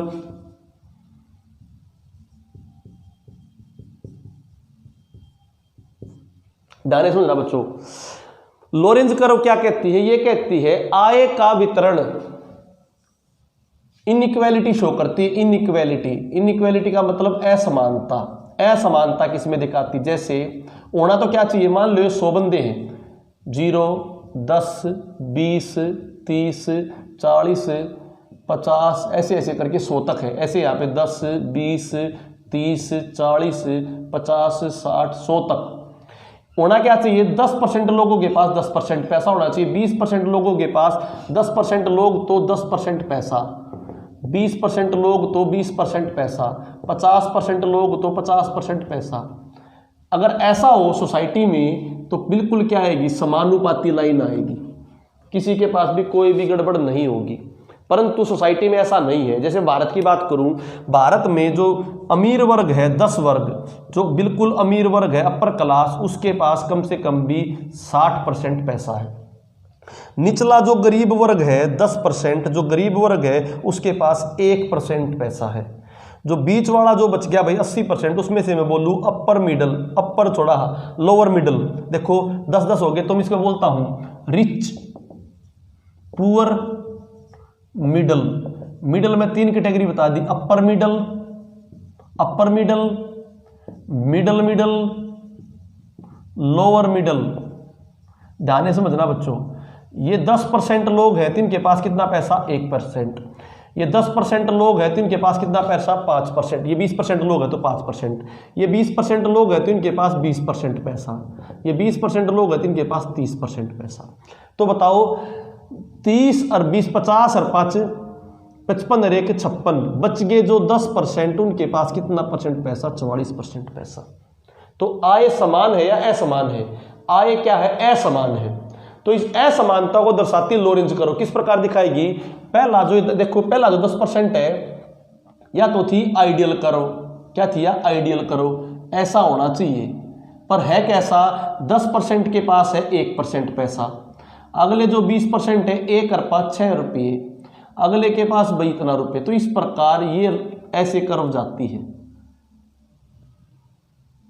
तो इस कर्व में जो ये जो कर्व है इसको बोलते हैं लोरेंज कर्व, जो किसको दर्शाती है, असमानता को। लोरेंज कर्व किसको दिखाते हैं, बहुत फास्ट करा रहे हैं मुझे पता है, पर टॉपिक की केवल तुम्हारे क्वेश्चन सोल्व हो जाए इसलिए बताएंगे। तो असमानता कौन सी कर्व दिखाती है, लोरेंज कर्व। तो इसके बीच में जो ये है ये असमानता को दिखाती है, और इसको दर्शाने के लिए कोफिशिएंट यूज होता है, उसका नाम है गिन्नी कोफिशिएंट। क्या मतलब बच्चों, गिन्नी कोफिशिएंट। तो गिन्नी कोफिशिएंट क्या दिखाता है, आय की असमानता, आय की असमानता। बात समझ आई नहीं आई, पेपर पूछ लेता लोरेंज कर्व किसके किसके बीच में दिखाता है भाई, आइडियल कर्व और लोरेंज कर्व के गैप में जितना ज्यादा गैप होगा उतनी ज्यादा असमानता होगी, जितना कम गैप होगा उतनी ज्यादा उतनी असमानता कम होगी, उतनी ज्यादा क्या होगी, समानता होगी। तो गिन्नी कोफिशिएंट और लोरेंज कर्व, लोरेंज कर्व किस मात्रक पे काम करता है, गिन्नी कोफिशिएंट पे। बात समझ आएगी नहीं आएगी, आय के वितरण को दिखाता है, ठीक है। अगली बात करूं, देखो या 10-10 घंटे 15-15 घंटे इकोनॉमिक्स ना चलानी, ये हमने इकोनॉमिक्स समझाने के बाद इकोनॉमिक्स कुछ समझ में आ जाएगी, उसके बाद क्वेश्चंस के थ्रू ज्यादा करेंगे, क्वेश्चन के थ्रू फिर मैं आपको जो बोलूंगा ना वो बढ़ाया था, जब आपको क्लियर समझ में आना लग जाएगा। अभी एक बार देख लो बस, ठीक है। इसके बाद मैं बात करता हूं, अगला जो पॉइंट है बच्चों, फिलिप्स कर्व। फिलिप्स कर्व क्या है भाई, ये दिखाती है महंगाई और बेरोजगारी।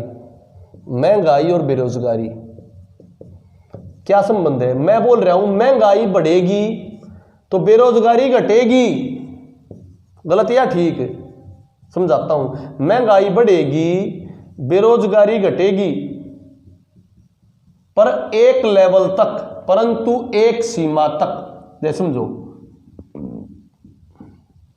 जैसे 20 एकड़ जमीन थी पहले किसी के पास 1970 में 20 एकड़ में मान लो जो ये भाई 10 एकड़ है, जो ये 10 एकड़ है ये है थड़ी में मतलब जहां पर पानी वाणी कुछ नहीं है, ठीक है, वहां पर पानी की सुविधा नहीं है। और जो 5 एकड़ है वो है दूर, बहुत दूर भाई गांव से, और 5 एकड़ थे कत्ती नहर के पास। तो 1970 तक नहरें थी तो किसान भाई किसको यूज कर पाता था, केवल 5 एकड़ को यूज कर पाता था, और एकड़ को यूज नहीं कर पाता था। फिर बाद में एमएसपी देना स्टार्ट किया सरकार ने। एमएसपी का फायदा समझ में आ जाएगा। तो एमएसपी का फायदा क्या है, मिनिमम सपोर्ट प्राइस, न्यूनतम समर्थन मूल्य। न्यूनतम समर्थन मूल्य, ध्यान से समझना, न्यूनतम समर्थन मूल्य, ठीक है बच्चों, न्यूनतम समर्थन मूल्य ये देना स्टार्ट किया सरकार ने कि भाई तुम्हें, पहले मान लो उनका रेट था 500 रुपये, भाई तुम्हें मैं 700 रुपये दूंगी, तो 700 रुपये देगी तो सरकार, वो आदमी क्या करने लगा, जो बच्चे और 5 किले थे दूर वहां भी जाने लगा, वहां भी जाके काम करने लगा, वहां पे जाके काम करने लगा। तो पहले एक आदमी 5 किलो को संभाल लेता था, अब कितने आदमी संभालेंगे, 2 या 3 आदमी संभालेंगे इन किलो को। फिर सरकार ने क्या कराया भाई वहां पर फिर आ गया 1966 में हरित क्रांति आ गई, हरित क्रांति आ गई तो भाई और इंस्ट्रूमेंट आ गए, ट्रैक्टर बनने स्टार्ट हो गए, ट्रैक्टर बनने साथ भाई यूरिया बनना स्टार्ट हो गया, तो लोगों को ट्रैक्टर और यूरिया में भी क्या मिलने लगा, काम मिलने लगा, तो और बेरोजगारी क्या होगी, कम होगी भाई। परंतु साथ के साथ जो ये 500 का था एमएसपी 700 की बजाय कितना कर दिया, 900। तो बताओ, एक तरफ से तो रेट बढ़ रहा नहीं बढ़ रहा, किसी चीज का रेट बढ़ना महंगाई को दर्शा रहा नहीं दर्शा रहा है, परंतु साथ साथ जैसे जैसे रेट बढ़ रहा है वैसे वैसे लोग खेती भी ज्यादा करने लगे और खेती व्यापार बन गया, खेती में ट्रैक्टर आ गए, ट्रैक्टर कुछ बनाने लगे, कुछ यूरिया आ गए, तो अलग अलग सौदे बनने लगे, ट्रैक्टर के इंस्ट्रूमेंट बनने लगे, कृषि एक व्यापारी वर्ग की तरह पहुंच गया, तो कृषि के थ्रू लोगों को क्या मिलने लगा, रोजगार मिलने लगा। बाद में लोन वाला सिस्टम हो गया, जिप्सम आ गया, सिंचाई के साधन आ गई, तो फिर क्या हो गया, और 10 एकड़ पे काम करने लगे, और आज के टाइम पर 2000 तक क्या पहुंच गया आपका एमएसपी। तो अब 2000 पे ऊपर एमएसपी पहुंचाओगे तो मान लो अपने घर में 2 आदमी थे, पहले 1 आदमी काम कराया करता, 2 आदमी काम कराया करता, अब खेत 20 है तो 5 आदमी तो काम करेंगे, अब 20 एकड़ खेत में 10 आदमी थोड़ी काम करेंगे। अब मान लो एमएसपी और बढ़ता गया भाई, 2000 3000 से ऊपर ज्यादा रेट और चलता गया, तो रेट तो बढ़ेगा, महंगाई तो बढ़ेगी, परंतु आदमियों को रोजगार नहीं मिलेगा। तो मीन स्टार्टिंग में जब महंगाई बढ़ती जाएगी तो लोगों को रोजगार बढ़ता जाएगा, परंतु एक लेवल आ जाएगा, उस लेवल पे आने के बाद केवल क्या बढ़ेगा, महंगाई बढ़ेगी, परंतु रोजगार नहीं बढ़ेगा। तो इस कर्व कैसे दर्शाते हैं, ये बेरोजगारी बोल रहा हूं, बेरोजगारी 10 9 8 7 6 5। पहले जब 10% बेरोजगारी थी, जब ये रेट था इतना, महंगाई थी 1%, जब महंगाई 2% बढ़ी तो बेरोजगारी कम होगी, फिर और बढ़ी तो और कम होगी, पर तो आते आते अब क्या होगी बच्चों, ये थी करो, अब क्या होगी, अब केवल क्या बढ़ेगी, महंगाई बढ़ेगी, परंतु बेरोजगारी नहीं घटेगी। तो ये करो इस प्रकार आएगी। तो इसको मैं उल्टा बनाने की बजाय ये बोल सकता हूं, इसको दिखाने की बजाय तो इस तरह दिखाओ, या 1% से करोगे काउंट तो ये सिस्टम कर लो इनवर्स, महंगाई बढ़ेगी बेरोजगारी घटेगी, पर एक लेवल के बाद ये क्या हो जाएगी, कांस्टेंट। स्टार्टिंग में देखो भाई, स्टार्टिंग मैंने देखी इस तरह बना ली, ये ऐसे करो,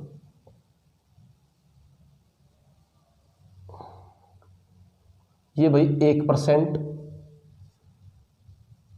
10 9 8 7 6, महंगाई बेरोजगारी, इसके करो को दिखाता है फिलिप्स, कौन दिखाता है, फिलिप्स।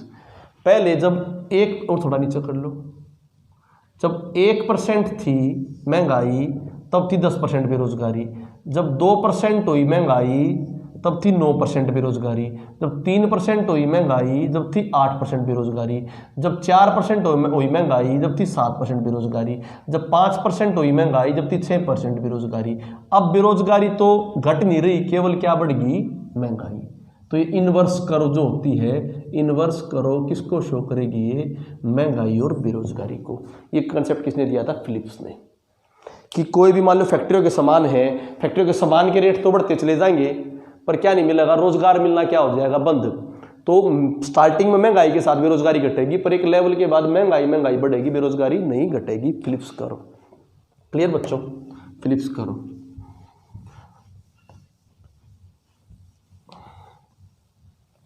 एंजल कर्व आ जाओ, ये कहता है इनकम और एक्सपेंडिचर, इनकम और एक्सपेंडिचर को शो करती है बच्चों, इनकम और एक्सपेंडिचर, ये इनकम ये एक्सपेंडिचर। बताओ, सिंपल बताओ, इनकम एक्सपेंडिचर की क्या कर्व होगी, इनकम बढ़ेगी तो खर्चा बढ़ेगा नहीं बढ़ेगा। आप मान लो 20,000 रुपये कमा रहे हो तो 2,000 रुपये खर्च कर दोगे, आप 40,000 कमाओगे तो 20,000 खर्च कर दोगे, परंतु एक लेवल आएगा, परंतु क्या आएगा, एक लेवल आएगा जब केवल आपकी क्या बढ़ेगी, इनकम बढ़ेगी परंतु आपका एक्सपेंडिचर नहीं। बताओ अंबानी है, अंबानी कितना खर्च कर देगा, करोड़ खर्च कर देगा, 10 करोड़ कर देगा, परंतु उसकी इनकम तो क्या करती जाएगी, बढ़ती जाएगी। तो स्टार्ट। और एक बात और, चाहे आपके पास कोई इनकम हो या ना हो, आपका खर्चा जरूर होगा। जैसे मैं बोलूं 10 साल का लड़का है या बूढ़ा है कोई, 10 साल के बच्चे का भी कुछ ना कुछ खर्चा है या नहीं है, परंतु 10 साल के बच्चे की कोई भी इनकम नहीं है। चाहे इनकम कुछ हो या ना हो, परंतु एक्सपेंडिचर जरूर से भी जरूर होता है। तो कभी भी एक्सपेंडिचर जीरो से स्टार्ट नहीं होगा। कहां से स्टार्ट नहीं होगा, जीरो से स्टार्ट नहीं होगा। एक्सपेंडिचर हमेशा कुछ ना कुछ आगे से स्टार्ट होगा। बात समझ आई नहीं? स्टार्टिंग में इनकम बढ़ेगी, एक्सपेंडिचर बढ़ेगा, इनकम बढ़ेगी, एक्सपेंडिचर बढ़ेगा, परंतु एक लेवल के बाद केवल क्या बढ़ेगी, इनकम बढ़ेगी और एक्सपेंडिचर क्या हो जाएगा, कांस्टेंट। तो ये कर्व होती है इनकम और एक्सपेंडिचर की। इस कर्व को बोलते हो एंजल कर्व। कौन सी कर्व, एंजल कर्व। इनकम और एक्सपेंडिचर क्लियर टू। कौन सी कर्व, एंजल कर्व। इनकम और एक्सपेंडिचर की कर्व एंगल कर्व। एक स्टार्टिंग में चाहे आपको कुछ भी ना हो खर्चा, परंतु कुछ ना कुछ खर्चा जरूर होगा। खर्चा इनकम बढ़ती जाए, खर्चा बढ़ता जाएगा, परंतु एक लेवल के बाद केवल इनकम बढ़ेगी, खर्चा क्या हो जाएगा, कांस्टेंट। कुजनेट करो इन्वायरमेंट से रिलेटेड है। इन्वायरमेंट की समझो भाई, कुजनेट करो इन्वायरमेंट, कुजनेट करो इन्वायरमेंट। ये क्या कहती है, समझो।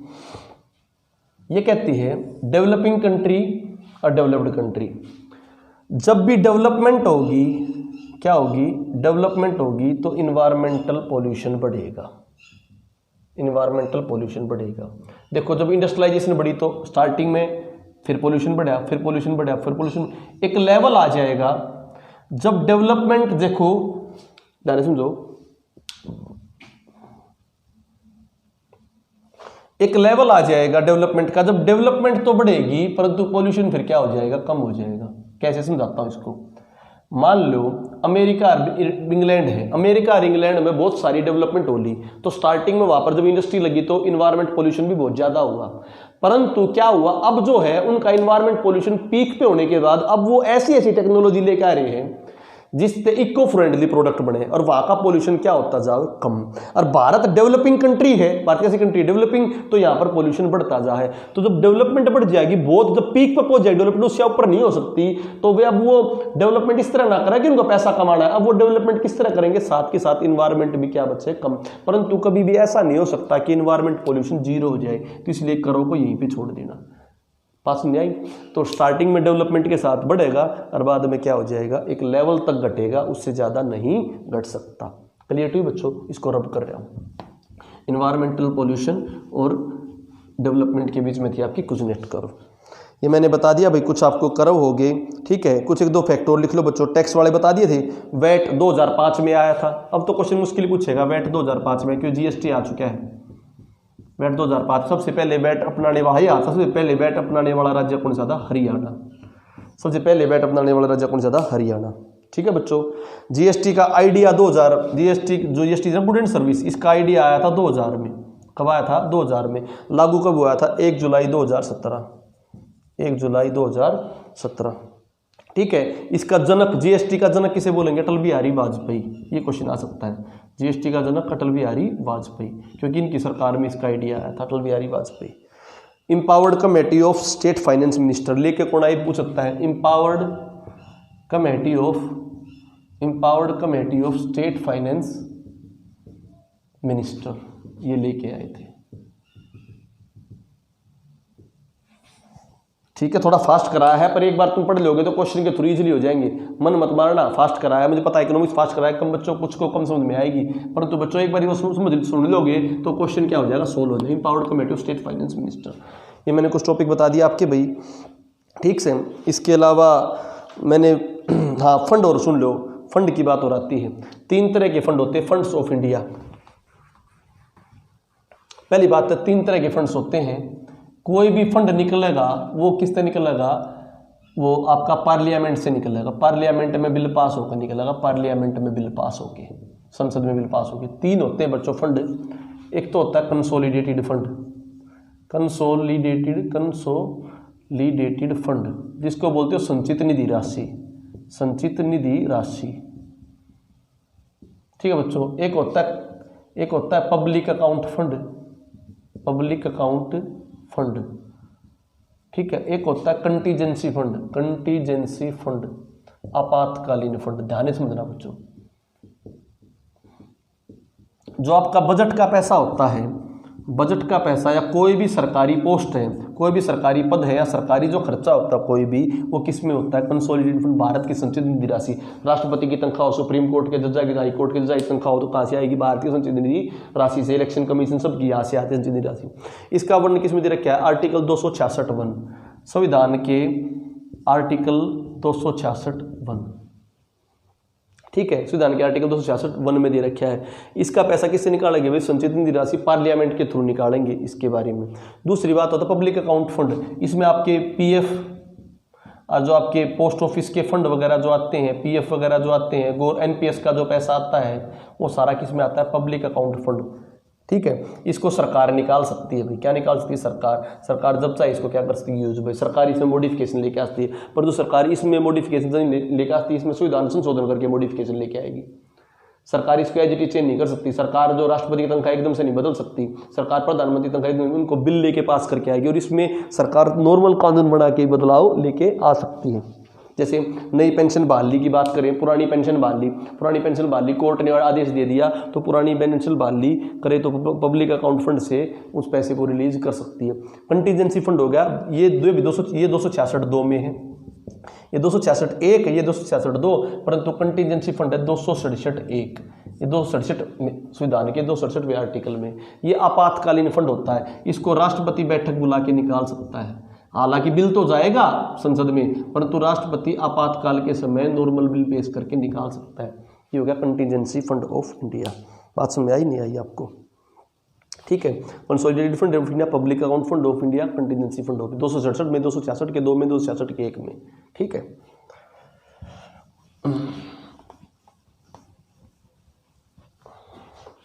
ये आपके कुछ हो गया भाई, ठीक है। प्रोडक्ट ज्वाइंट सेशन वैशन आपका कुछ टॉपिक, आरबीआई हो गया, मौद्रिक नीति, repo rate, reverse repo rate, open rate आपके आगे, वर्ल्ड बैंक और ये यूएनओ के वर्ल्ड बैंक, और ये मैंने आपको छोटे थोड़ा ये आपके जो कुछ टॉपिक है फैक्चुअल में एक दिन में कराऊंगा इकट्ठे, जिसमें क्या कराऊंगा? सारे ऑर्गेनाइजेशन करा दूंगा या क्वेश्चंस के थ्रू भी करा दूंगा उनको। क्वेश्चंस आगे मान लो मैं क्वेश्चन किस तरह दूंगा, ध्यान से सुनो। मैं क्वेश्चन दे दूंगा, मान लो एक दिन तो दे दिया वर्ल्ड बैंक के ऊपर, तो उसमें सारा वर्ल्ड बैंक आईएमएफ कब बना, किसका कौन डायरेक्टर था, सारे सौदे बता दो क्वेश्चंस के थ्रू। अब बताएंगे तो क्वेश्चन टाइम वेस्ट होगा, वहाँ पे क्वेश्चन की प्रैक्टिस भी हो जाएगी और सारा सौदा कंप्लीट हो जाएगा। कुछ टॉपिक और बचे होंगे इकोनॉमिक्स के, वो भी उसी टाइम पर करा दिए जाएंगे, ठीक है बच्चों। पावर्टी का टॉपिक बचा है तो पावर्टी का एक क्वेश्चन डाल दूंगा और उसमें सारी तरह की पावर्टी एक्सप्लेन कर दूंगा। बात समझ आ गई? ठीक है बच्चों, इसी तरह से हम अपना टॉपिक करते रहेंगे। केमिस्ट्री की क्लासेस भी दूंगा और भी क्लासेस आपको प्रोवाइड होती रहेंगी। धन्यवाद।